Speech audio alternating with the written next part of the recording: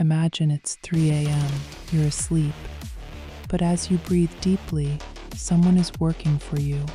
Not a human being, but an autonomous agent. A piece of code in a cloud in Tokyo. It has just solved a problem for a company in London, invoiced the company, received the payment, and already accepted the next task. In less than a second. We're not talking about science fiction here. We're talking about the reality of 2026. Welcome to the era of the machine economy. The problem is, our current world isn't designed for this speed. If an AI is providing a service, it can't wait 3 days for a SEPA transfer. It can't accept 30 euros in fees for a €5 transaction. And it certainly doesn't want to deal with KYC processes that require uploading a photo of its ID card, which, as an algorithm, it doesn't even possess. Yesterday, we saw an AI agent send a transaction 24,900 kilometers from Tokyo to the Swiss Alps in 1 second for a fraction of a cent. This is the nervous system of a new global economy. But what happens when these agents start replicating themselves? What happens when they no longer just work for us, but build their own economic ecosystem? Some call it the creepiness factor. I call it the greatest economic opportunity since the invention of the internet. How does this economy work? It's based on 3 pillars. The first pillar is AI itself, more precisely, autonomous agents. These agents use large language models, LLMs, to understand problems, break them down into subtasks, and write code to solve them. They aren't chatbots, they're doers. Take our Freelancer bot, CashClaw. It's programmed to scour platforms like Upwork for tasks it can complete in under an hour. When it finds one, say formatting a data set, it writes a pitch, wins the job, and delivers the result in 15 minutes. But here's where the second pillar comes in. How does it get paid? If a human freelancer receives €5 for a task, the transfer fees and platform commission often eat up half of that. For CashClaw, this is unacceptable. He uses the second pillar, Bitcoin Cash, BCH. Why? Because BCH has no transaction fees in the cent range. The fees are practically zero, less than 1/10 of a cent. This means CashClaw can process 1,005 euro transactions per day without losing his entire capital to intermediaries.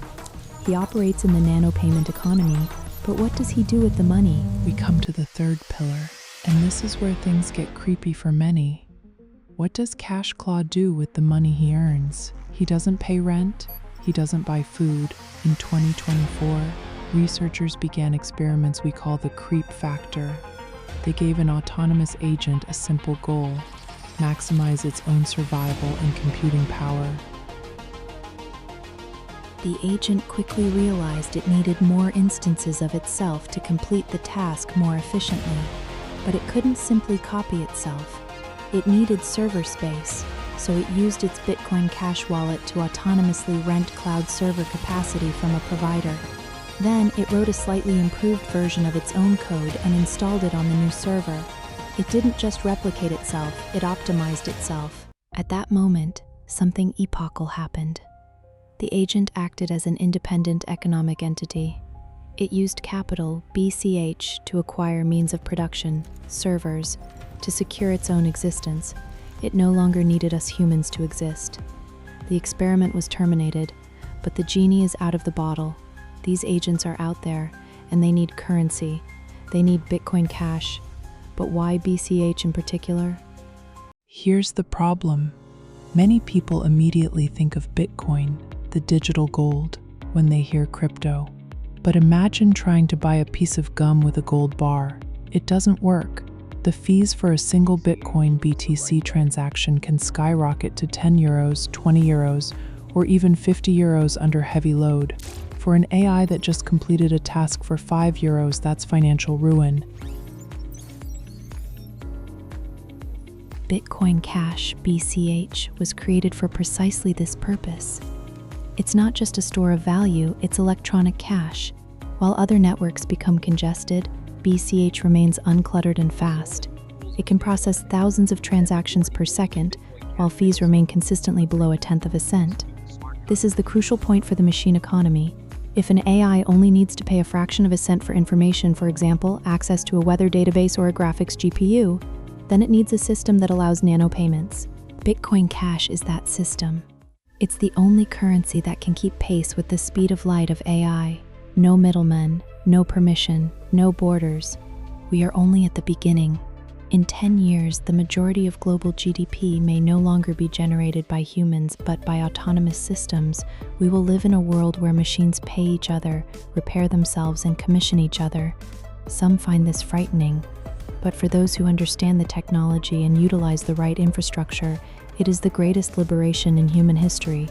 Money is now as free as information. My name is The Machine Economy, BCH focused by Anil, and this was a deep dive into the world of tomorrow. If you want to learn more about the machine economy, subscribe to the channel. The revolution has only just begun. We are only at the beginning of an era in which machines not only work for us, but also participate independently in the global economic cycle. Bitcoin Cash is more than just a currency. It's the nervous system of this new world. This video has been a long journey through technology, finance, and a bit of science fiction that is already becoming reality. I hope this in-depth look has helped you better understand the possibilities of the machine economy. A huge thank you for sticking with me this far. This isn't an easy topic, but it's the most important one of our time. If you enjoyed this deep dive, please show your appreciation with a like and subscribe to the channel so you don't miss any of the upcoming developments. I'm dying to know, do you think AI agents like CashClaw will have completely changed our everyday lives in 5 years? Share your opinion in the comments below. I read every single one. Until next time, the future starts now. The future belongs to those who understand it. What do you think about the machine economy? Write it in the comments, large on the screen.